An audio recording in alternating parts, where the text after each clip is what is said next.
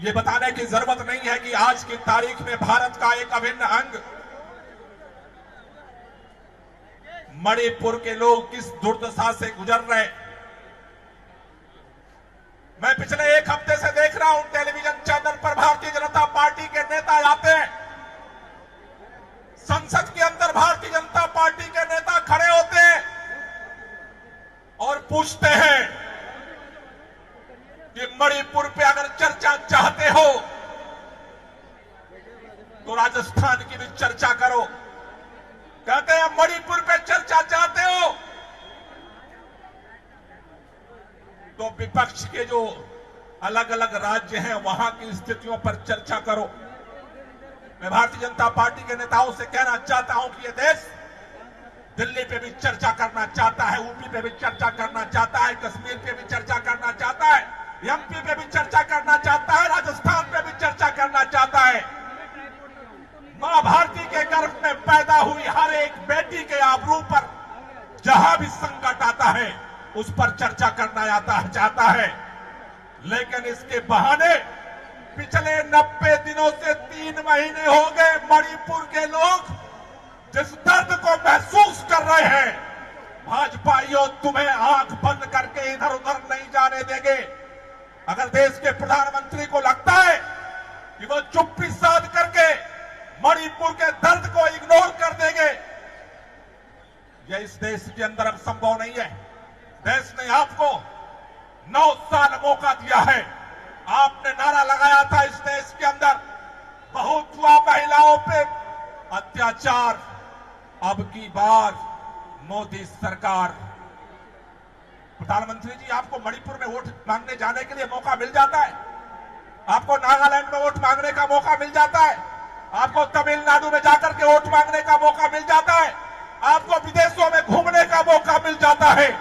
लेकिन मैं भारतीय जनता पार्टी से पूछना चाहता हूं, अरे तुम्हारा 56 इंच का सीना कहां चला गया? आज मणिपुर पे बात करते समय कहां छुपे हुए हो पर्दे के अंदर? देश के गृह मंत्री कह रहे हैं चर्चा के लिए भाजपा तैयार है और विपक्ष भाग रहा है। भाजपाइयों, तुम्हारे पास अब बहाना नहीं बचा है। मणिपुर के उस बच्चे के दर्द को तुम्हें इस बात के लिए खड़ा होना पड़ेगा, उस दर्द का हिसाब देना पड़ेगा। आज हजारों बच्चे मणिपुर के हिंसा में गायब हो चुके हैं। माएं बिलख रही है, हमारा बेटा कहां गया? बहनों के साथ जो अत्याचार हुआ है वीडियो के माध्यम से आज पूरे देश और दुनिया के सामने आ चुका है। घर जलाए जा चुके,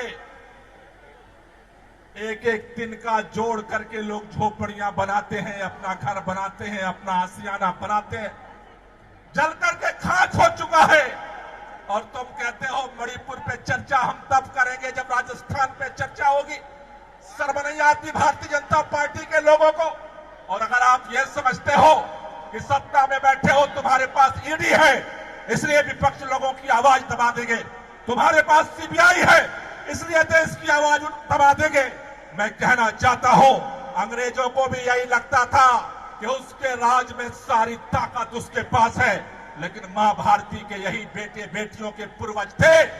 जब अंग्रेजों का अहंकार अपने सर पे चढ़कर बोलने लगा, इसी भारत से आवाज उठे, अंग्रेजों भारत छोड़ो, और अंग्रेजों को भारत छोड़ करके जाना पड़ा।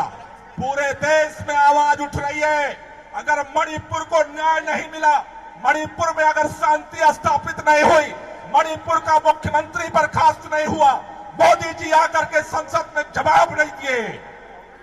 आज केवल जंतर मंतर पे हम इकट्ठा नहीं है, भारत के अंदर, इस पूरे देश के अंदर कोने कोने में आम आदमी पार्टी का कार्यकर्ता मणिपुर के हिंसा, मणिपुर के अंदर दर्दनाक घटनाएं, घिनौनी घटनाएं, सारी दरिंदगी के खिलाफ आज पूरे देश में आवाज उठ रही है। अगर मोदी जी या तो चुप्पी छोड़, या तो चुप्पी तोड़ो, और या फिर गद्दे बेच गायब समझौता होने की स्थिति में नहीं है भारत। आपको दर्द हो रहा है इंडिया से? भारत खड़ा होते ही 56 इंच के सीने में दर्द पैदा हो गया। कह रहे हैं इंडिया तो ईस्ट इंडिया कंपनी वाला इंडिया है, कह रहे हैं इंडिया तो इंडियन मुजाहिदीन वाला इंडिया है। अगर मणिपुर जैसे लोगों के सीने पर आपके सत्ता के संरक्षण में अगर लोगों के पेट पर लात मारा जाता रहेगा, अगर लोगों की आबरू पे लात मारा जाता रहेगा, यकीन मानो इस देश के लोगों की आह 2024 के चुनाव में इंडिया को जिताने जा रही है और मोदी को हराने जा रही है। इसलिए आपको डर लगता है। साथियों, मैं आपसे कहना चाहता हूं, आज पूरे देश भर में हम सब इकट्ठा हुए, इसी बात को लेकर इकट्ठा हुए कि अगर मणिपुर में दर्द है तो वो भारत का दर्द है, इंडिया का दर्द है। कश्मीर में अगर दर्द है किसी को तो वो भारत का, इंडिया का दर्द है। अगर तमिलनाडु में किसी को दर्द है तो वो भारत का दर्द है। भारत को अगर आगे बढ़ाना है तो भारत के हर बेटे बेटी के दर्द को अपने सीने में जब्त करके आगे बढ़ना पड़ेगा। हमें सबके लिए एक दूसरे के साथ खड़ा होना पड़ेगा और इसीलिए आपसे कहना चाहता हूं कि ये लड़ाई, ये आवाज हमें घर घर पहुंचानी है। आज की तारीख में इस आवाज को इस मंच के माध्यम से हम ये भी कहना चाहते हैं, आज का आवाज को संसद में उठाने के कारण हमारी पार्टी के राज्यसभा सांसद संजय सिंह को जिस तरह से निलंबित किया गया है, आज ये पूरा सदन, आज सड़क पर उतरे हुए सभी लोग इस बात की मांग करते हैं, संजय सिंह का निलंबन वापस लो। डरो मत, सदन में आओ, विपक्ष के सामने मणिपुर को शांत करने की क्या कार्य योजना है, सदन के सामने आकर के अपनी बात रखो। पार्लियामेंट का केवल उद्घाटन करने से पार्लियामेंट का मान सम्मान नहीं बढ़ता। पार्लियामेंट का मान सम्मान सत्ता पक्ष और विपक्ष की देश के प्रति जिम्मेदारियों के निर्वहन से पैदा होता है। मोदी जी, मैं आपसे कहना चाहता हूं, आज खोलो या कल मुंह तो खोलना पड़ेगा। मुंह खोले बगैर ये देश आपको नहीं छोड़ेगा। अगर आज आप चुप रहोगे 2024 में देश में जाकर के बोलने लायक नहीं बचोगे। वोट के लिए तो जाना पड़ेगा ही लोगों के बीच में। आज अगर चुप्पी तोड़ोगे तभी यह देश आपको सुनने को तैयार है। इसलिए आप सबसे कहना चाहता हूं कि आज हम एक नारा और लगाएंगे, संजय सिंह का सस्पेंशन वापस लो, वापस लो।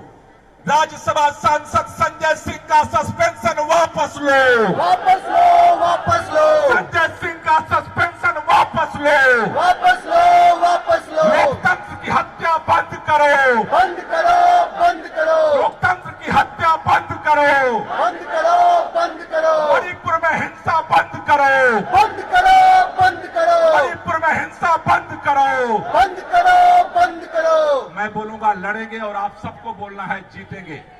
दोनों हाथ ऊपर करके मैं बोलूंगा लड़ेंगे और आपको बोलना है।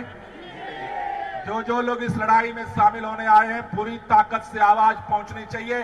संसद परिसर में हम प्रवेश नहीं कर सकते, लेकिन हमारे पार्टी के सांसद, हमारे नेता संजय सिंह अकेले दम पर पूरी पार्लियामेंट के सामने इस मोदी की हुकूमत से लड़ रहे। हमें यहां से आवाज, उनको आज यहां आना था। हमारे राज्यसभा सांसद संदीप पाठक जी को आज यहां आना था, राघव चड्ढा जी को आज यहां आना था, लेकिन उन्होंने मोर्चा संभाला हुआ है, दिन रात वहां पे आंदोलनरत है। इसलिए उनकी आवाज, उनकी लड़ाई को मजबूत करने के लिए हमें नारा लगाना है, लड़ेंगे, जीतेंगे, लड़ेंगे, जीतेंगे, लड़ेंगे, जीतेंगे, लड़ेंगे, जीतेंगे, लड़ेंगे, जीतेंगे, लड़ेंगे। जीतेंगे। संजय सिंह संघर्ष करो, हम तुम्हारे साथ हैं। संदीप पाठक संघर्ष करो, हम तुम्हारे साथ हैं। राघव चड्ढा संघर्ष करो, हम तुम्हारे साथ हैं। लड़ेंगे, जीतेंगे, लड़ेंगे, जीतेंगे, लड़ेंगे। जीतेंगे। भारत माता